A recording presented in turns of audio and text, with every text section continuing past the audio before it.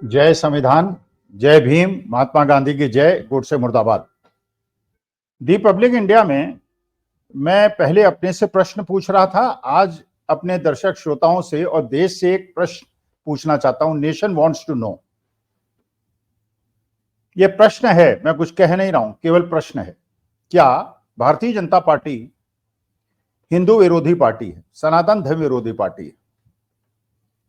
आप लोग चौंकेंगे, ये बात सुन के चौंकेंगे। कहते हैं कि भारतीय जनता पार्टी और आरएसएस जो है वो हिंदू समर्थक पार्टी है, लेकिन ये दिमाग में प्रश्न उठ रहा है, इसलिए आपसे पूछ रहा हूं। पहला जो मुझे लगता है, हमारे देश को आजाद हुए 75 साल हुए, हजारों साल से सनातन धर्म सुरक्षित था। हमारे देश में मुगल आए, आक्रांता आए, विदेशी आक्रमणकारी आए, अंग्रेज आए, सब आए, लेकिन हमारे सनातन धर्म को कोई एक सूत भर हिला नहीं पाया। ना हमारी परंपराओं को हिला पाया, ना हमारी ट्रेडिशंस को हिला पाया। बल्कि यहां तक हुआ कि अकबर और बड़े बड़े शाहजहां जैसे बादशाह, जो मुगल बादशाह हुआ करते थे, जब हमारे साधु संतों को मैसेज भिजवाते थे कि हमारे दरबार में आइए, हम आपको सुनना चाहते हैं, तो हमारा देश की परंपरा ऐसी है, सनातन धर्म की परंपरा ऐसी है कि संत कहते थे कि मैं सन्यासी हूं, मैं साधु हूं, मैं संत हूं, मैं आपके पास नहीं आऊंगा, आना हो तो मेरे पास आ जाओ। जैसे ही आपने सुना होगा, सिकंदर ने भी इसी प्रकार से एक दार्शनिक को कहा, तो दार्शनिक ने कहा आपको मिलना है तो मेरे पास आ जाइए, मैं नहीं आता किसी के दरबार वरबार। वो चले गए सिकंदर। तो सिकंदर ने पूछा, अपने अभिमान में थे, अपने अहंकार में थे, ये बताइए आपको क्या चाहिए? तो उन्होंने कहा मुझे ये चाहिए कि तुम जहां खड़े हो तो मेरी धूप रोक रहे हो, जरा किनारे हो जाओ, मेरी धूप को मत रोको। ये होता है साधु संत, और ये होता है सनातनी संस्कार और हिंदू संस्कार। एक बात। दूसरी बात, जब हजारों साल से सबसे पुराना धर्म है, हजारों साल से अक्षुण्ण है, इसके बावजूद के आक्रमण कराए जाए तब भी हमारे धर्म पे कोई खतरा नहीं हुआ। 75 साल देश को आजाद हुए हुआ, कांग्रेस का शासन रहा, जनता पार्टी का शासन रहा, अलग अलग कोलिशन गवर्नमेंट्स का शासन रहा, लेकिन हमारा हिंदू धर्म और सनातन धर्म कभी खतरे में नहीं आया। अच्छा, अटल जी का भी 6 साल का शासन काल रहा, हिंदू और सनातन धर्म तब भी खतरे में नहीं आया। लेकिन जब से ये 10 साल से 2014 से सरकार बनी है, तब से ये सोशल मीडिया में अक्सर सुनने को मिलता है, सबको सुनने को मिलता है, बारंबार सुनने को मिलता है, हिंदू खतरे में है, सनातन धर्म खतरे में है। तो जब विदेशी आक्रमणकारी हमारे देश में शासन करते थे, अंग्रेज करते थे, तब भी वो सनातन धर्म के सामने अपना मस्तक झुकाते थे। ये 10 साल में आखिर क्या हो गया कि जिस देश के अंदर 84% हिंदू हैं, वो खतरे में आ गया? या तो हिंदू इतना ज्यादा कमजोर हो गया कि वो 12-13%, 14% बाकी लोगों से मुकाबला करने में सक्षम नहीं है, जबकि हमारा देश का इतिहास तो बड़ा वीरों का इतिहास है। छत्रपति शिवाजी महाराज का इतिहास है, राणा प्रताप का इतिहास है। जब भी आक्रमण हुआ उन्होंने मुकाबला किया, जीते हारे। हमारे महात्मा गांधी ने, पंडित जवाहरलाल नेहरू ने, क्रांतिकारियों ने, सरदार भगत सिंह ने, चंद्रशेखर आजाद ने, अशफाकुल्लाह खां ने अंग्रेजों से संघर्ष किया, देश को आजाद कराया। तो आखिर ये पिछले 10 साल के अंदर हुआ क्या कि हमारा धर्म और हमारा हिंदू धर्म और सनातन धर्म इतना कमजोर हो गया, जबकि जो देश के सारे शासक हैं वो सारे के सारे हिंदू हैं, वो सारे के सारे अपने को हिंदू समर्थक कहते हैं, हिंदू धर्म के ध्वजावाहक कहते हैं। इसके बावजूद मेरा हिंदू और सनातन धर्म इतना कमजोर कैसा हो गया? तो या तो वो कमजोर हुआ नहीं, या उसको वापस वास्तविकता में कोई डर नहीं है, केवल राजनीतिक लाभ के लिए उसको दिखाया जाता है कि ये लोग आ जाएंगे, 12-13% आ जाएंगे और तुम्हारा खात्मा कर देंगे। जब देश आजाद हुआ, मुसलमानों की संख्या, हिंदुओं की संख्या कितनी थी आप सांख्यिकी देख लीजिएगा। आज कितनी सांख्यिकी आप देख लीजिएगा। पिछले 50-75 साल में क्या प्रोपोर्शन बढ़ा है वो भी आप देख लीजिएगा। तो इसका मतलब यह है कि ये जो खतरा है, क्या ये राजनीतिक खतरा है कि राजनीति खतरे में है? बनिस्बत की हिंदू धर्म खतरे में है? एक प्रश्न तो ये उठता है। अच्छा चलिए और आगे बढ़ते हैं। पूरे विश्व के अंदर करीब 700 करोड़ की जनसंख्या है। उस 700 करोड़ की जनसंख्या में करीब 100 करोड़ हिंदू हैं। क्रिश्चियन हमसे ज्यादा हैं, मुसलमान हमसे ज्यादा हैं, और हिंदू तीसरे नंबर पे आते हैं। बल्कि नास्तिकों को ले लिया जाए तो हिंदू भी चौथे नंबर पे आते हैं, नास्तिक तीसरे नंबर पे आते हैं। तो क्या यह बुद्धिमानी का परिचय होगा उस विश्व में जहां पे हमारी कुल जनसंख्या 100 करोड़ की है, 700 करोड़ में से हम अपने हिंदुस्तान के अंदर ऐसे चीजें दिखाएं, ऐसे नमूने पेश करें कि पूरा विश्व जो हमारे सनातन धर्म और हिंदू धर्म की इज्जत करता है वो इज्जत उनके दिमाग से खत्म हो जाए। जैसे उदाहरण स्वरूप कहते हैं कि बांग्लादेश के अंदर हिंदुओं के ऊपर अत्याचार हो रहा है, और वो अत्याचार दिखाने के लिए ये कहीं फिलीपींस का, कहीं अर्जेंटीना का, पता नहीं कहां कहां किस देश के कुछ आज से 5-6 साल पुराने दृश्य सोशल मीडिया पे दिखा देते हैं, जैसे बांग्लादेश के अंदर हिंदुओं को पीटा जा रहा है। चलिए, अगर पीटा जा रहा है तो बिल्कुल गलत है। हिंदुओं को न मुसलमानों को पीटना चाहिए, न मुसलमानों को हिंदुओं को पीटना चाहिए, न हिंदुओं को क्रिश्चियनों को पीटना चाहिए, सिखों को पीटना चाहिए, न सिख क्रिश्चियनों को हिंदुओं को पीटना चाहिए। किसी को एक दूसरे नहीं पीटना चाहिए, शांति से सबको कोएग्जिस्ट करना चाहिए, और अपने अपने धर्म के अनुसार अपनी अपनी परंपराओं के साथ पूजा पाठ करना चाहिए, अपना व्यवहार रखना चाहिए, अपनी ड्रेस पहनना चाहिए, जिसको जो खाना है खाए। यही है लिबरल सोसाइटी। कहते हैं कि ओमान के अंदर जो मुस्लिम देश है, जहां पे 99% पॉपुलेशन मुस्लिम है, और आप जानते हैं मुसलमानों में पोर्क जो है वो वर्जित है, लेकिन उन्होंने इसलिए कि उनका इंटरनेशनल टूरिस्ट आते हैं और बाकी विदेशी अमेरिकन जो हैं, यूरोपियन जो हैं वो खाते हैं, इसलिए उन्होंने कहा नहीं, इस पर कोई बंदिश नहीं होगी। अरब कंट्रीज में भी आपने मीटिंग देखी होंगी, उन्होंने कहा वहां की गैदरिंग से हो गया, हमारा जो पुराना धर्म और हमारी जो परंपराएं वो हो गई, अब हमें 21वीं शताब्दी में जीने के लिए तैयार होना है, तो हमें we have to depend more on science than religion. ये मुस्लिम कंट्रीज में हो रहा है, और क्रिश्चियन कंट्रीज ने तो पहले ही से शुरू कर रखा है।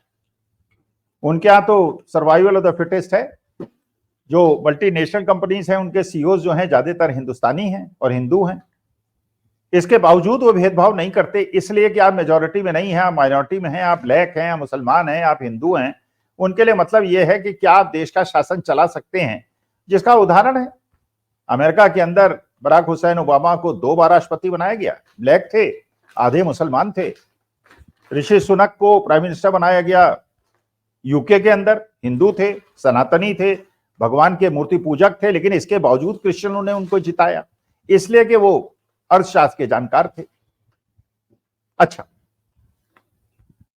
अगर बांग्लादेश के अंदर हिंदुओं को मान लीजिए पीटा जा रहा है, तो क्या केवल हिंदुओं को पीटा जा रहा है या मुसलमानों को भी पीटा जा रहा है?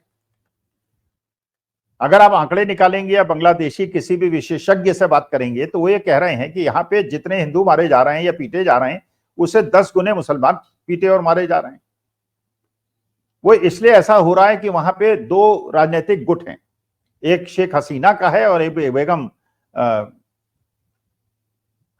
खालिदा का है। अच्छा, अभी तक शेख हसीना का शासन चल रहा था और उनके विरोधी गुट जो था मोहम्मद यूनिस और बेगम खालिदा का, ये विरोध में था।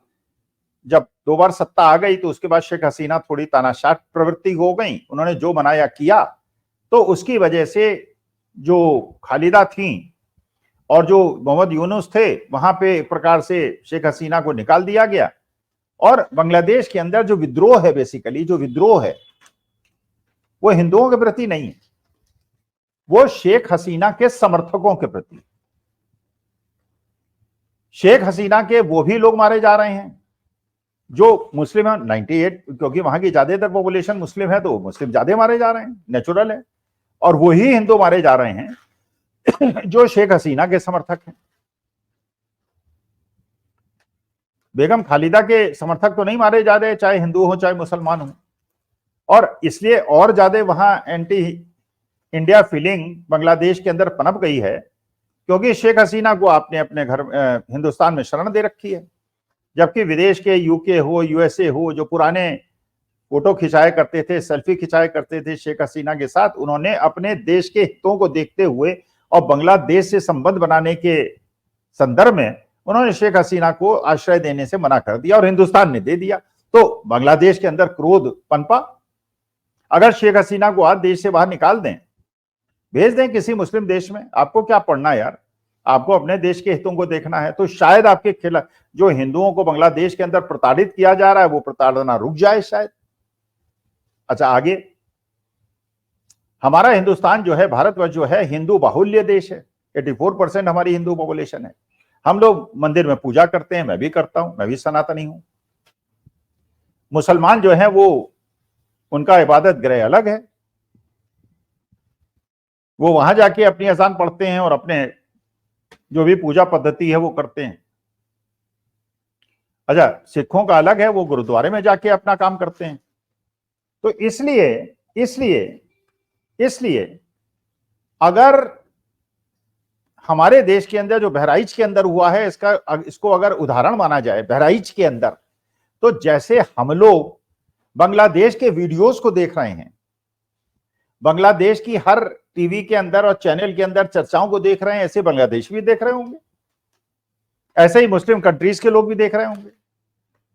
अगर मुस्लिम कंट्रीज के लोग ये देख रहे होंगे कि हमारे बहराइच में एक जुलूस निकल रहा है, धार्मिक जुलूस है, माँ का जुलूस है और सनातन धर्म की परंपराएं हैं और माँ की परंपराएं हैं, अपने उसके हिसाब से जुलूस निकल रहा है, लाठी बल्लम गड़ा से पता नहीं क्या क्या लेके निकल रहा है। पहली बात, उसकी आवश्यकता क्या थी, कहां युद्ध लड़ने जा रहे थे? अगर युद्ध लड़ने जाना है तो बांग्लादेश बॉर्डर पे चले जाइए, पाकिस्तान बॉर्डर पे चले जाइए, चीन बॉर्डर पे चले जाइए, वहां जाके लड़िए, जितने आपके डंडे और फरसे और वो सब है उनका यूज कीजिए। अब अपने ही देश के अंदर अपने ही नागरिकों के मोहल्ले में जाके वहां पे ये हथियार, अच्छा फिर डीजे बना रहे हैं, गाना बजा रहे हैं, गालियां दे रहे हैं। अच्छा, उसके बाद एक हमारे पंडित जी जो थे राम गोपाल मिश्रा जी, जिनको किसी ने दिमाग में जहर भर रखा था, वो छत पे चढ़ गए किसी मुसलमान की जिसके यहाँ हरा झंडा लगा हुआ था, उसको उतार फेंका, दीवार वार तोड़ दी और किसी ने गोली मार दी, वो मर गए। तो राम गोपाल मिश्रा जो हैं वो तो हिंदू धर्म के रक्षक बन गए, स्वर्ग से धार गए। और जो अफरोज, जिन्होंने शायद संभवतः पुलिस कह रही है गोली चलाई, वो अब उनके पैर में गोली लग गई है, वो जेल के अंदर है, तो वो अपने मुसलमान धर्म का, इस्लाम धर्म का रक्षा करते करते जेल पहुंच गए, उनका भी जीवन बर्बाद हो गया। तो मैं रामगोपाल मिश्रा जी से भी और अफरोज जी से, दोनों से निवेदन करना चाहता हूं, भाई अपने अपने धर्म का पालन कीजिए, अपनी अपनी जो संस्कार है उनका पालन कीजिए, जो मनाए आप कीजिए, लेकिन दूसरे धर्म को प्रोवोक करना, और इसको बांग्लादेश वाले भी देख रहे हैं। तो अगर आप बांग्लादेश के अंदर हिंदुओं के समर्थक हैं और आप वो बांग्लादेश वाले बहराइच के अंदर हुई घटना को देख रहे हैं, तो उनके यहां क्या हिंदुओं के प्रति ऐसा नहीं होगा कि हमारे मंदिर, जिनको हमने दिल से ज्यादा प्यार करते हैं, उनके छत पे चढ़ेंगे और हरा झंडा लगा देंगे? या हम जब गल्फ कंट्रीज जाएंगे, हमसे वो अल्लाह अकबर कहेंगे, अगर आप उनसे कहेंगे श्री राम बोलो तो? अरे हम जय श्री राम बोलते हैं, जय सियाराम बोलते हैं, हर हर महादेव बोलते हैं, उनको अल्लाह अकबर बोलना है, बोलते रहें, क्या परेशानी है? अच्छा, फिर सिखों के हिसाब से भी वही आप कर रहे हैं। अब सिखों को आपने जो है टारगेट कर रखा है, वहां हिंदू मुस्लिम करा दिया, मणिपुर के अंदर हिंदू क्रिश्चियन करा दिया, अब बाकी जगह आप हिंदू सिख पे जुटे हुए हैं। कहीं अमेरिका के अंदर, कहीं कनाडा के अंदर केसेस चल रहे हैं, पता चल रहा है कि एक बहुत बड़ा हिंदू धर्म रक्षक है, गैंगस्टर, वो हिंदू धर्म का रक्षक हो गया है और वो जाके, जैसा चार्ज लगाया जा रहा है अमेरिका कनाडा द्वारा, वो जाके हत्याएं करवा रहा है अपने गैंग से। उसके समाज के लोग भी कह रहे हैं कि साहब, हमारे समाज में जो प्रकृति है उसकी, किसी भी जीव जंतु की हत्या करना पाप माना जाता है, हम उसका बदला लेते हैं। अरे भैया, अगर जीव जंतु की हत्या करना पाप है तो आदमी की हत्या करना कैसे उचित है?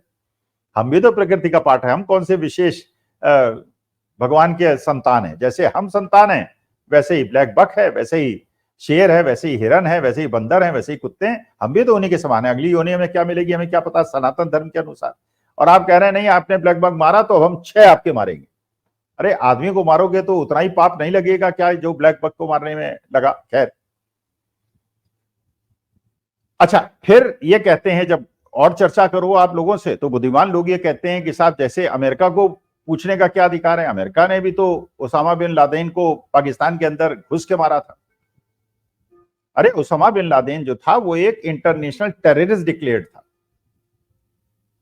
पाकिस्तान के अंदर छिपा हुआ था, पाकिस्तान भी डिस्क्लोज नहीं कर रहा था कि छिपा हुआ है, ओसामा बिन लादेन का भी नहीं पता चल रहा था, वो अरब नेशनल था, वो पाकिस्तानी नेशनल नहीं था और इंटरनेशनल टेररिस्ट था। तो अमेरिका ने अगर मारा तो पाकिस्तान के नागरिक को नहीं मारा, पाकिस्तान के अंदर घुस के एक इंटरनेशनल टेररिस्ट को मारा। आप अगर जो आरोप आप पे लग रहा है कनाडा अमेरिका द्वारा, अगर आप जाके वहां पे दो सिखों को, एक को मार देते हैं और दूसरे को मारने का प्रयास करते हैं, तो क्या आप चाहते हैं कि खालिस्तान का मुद्दा जो है वो पनपता रहे और ज्वलंत रहे और हिंदू सिख फीलिंग को आप बढ़ा दें? जबकि सिख कौम जो है वो बिल्कुल जैसे हिंदू और मुसलमान और क्रिश्चियन और बाकी लोग देशभक्त हैं, वैसी सिख कौम देशभक्त है। उनके तो बल्कि सेना और अगर आप देखेंगे तो उनका सबसे ज्यादा रिप्रेजेंटेशन है, सिख रेजिमेंट है उनकी।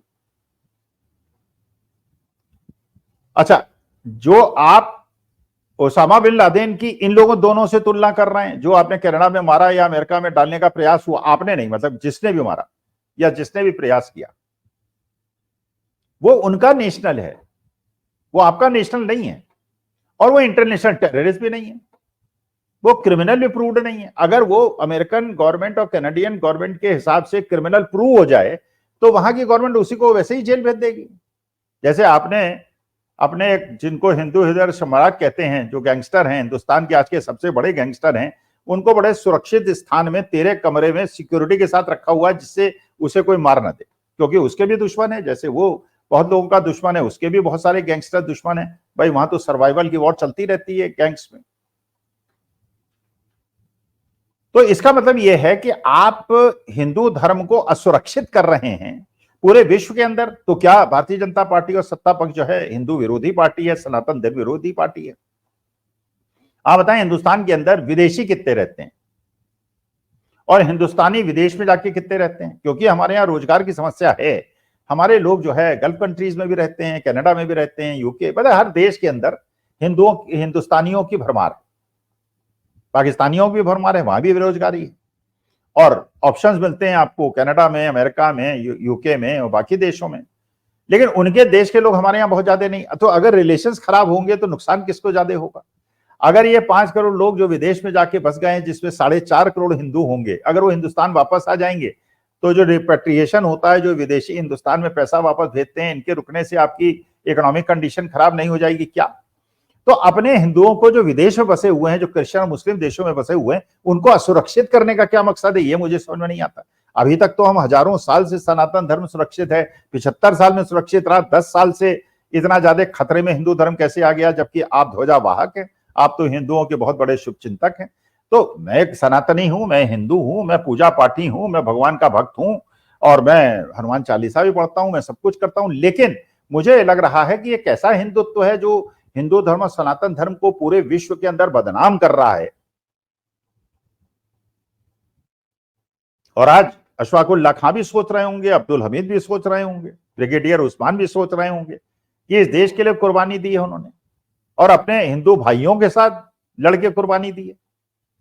ब्रिगेडियर उस्मान तो सुभाष चंद्र बोस जी के साथ थे, अब्दुल हमीद ने तो पाकिस्तानी सेना से लड़ते हुए इतने टैंक तोड़ के अपनी जान दी थी। अशफाकुल्लाह खां तो सरदार भगत सिंह, सुखदेव और राजगुरु और बाकी लोगों के साथ मरते हुए साथ उन्होंने फांसी ली थी और अंग्रेजों ने उनको फांसी पे चढ़ाया था। तो जो भाई भाई की तरह हम लोग रहते आए, उसको केवल राजनीतिक हितों के लिए आप अपने हिंदू धर्म को खतरे में डाल रहे हैं। तो मुझे अगर लगता है अगर हिंदू धर्म खतरे में है तो महाराज आप लोगों की वजह से खतरे में है, वरना तो हिंदू धर्म की हमेशा पूरे विश्व के अंदर इज्जत होती रही है। लेकिन अब लोग इसको सशंकित, क्योंकि वहां तो अब अमेरिका के अंदर कोर्ट के सम्मन्स आ रहे हैं, कनाडा जो है बार बार कह रहा है जिसकी बात अमेरिका सपोर्ट कर रहा है। तो मुझे लगता है कि थोड़ा सुधर जाना चाहिए, हिंदू धर्म को बदनाम नहीं करना चाहिए और इस प्रकार के केवल हिंदुस्तान के अंदर अपने शासन को कायम रखने के लिए अगर आप हिंदू धर्म सनातन धर्म को इस प्रकार खतरे में डाल रहे हैं तो ये मेरे ख्याल से मानवीय मूल्यों के हिसाब से भी गलत है। क्योंकि बांग्लादेश के हिंदुओं का अगर जो कुछ भी उनके साथ हो रहा है, अगर किसी का उत्तरदायित्व है महाराज, तो मुझे लगता है आपका है, जो सत्ता में बैठे हुए हैं और जो भारतीय जनता पार्टी के कार्यकर्ता हैं। नमस्कार, धन्यवाद और प्रणाम।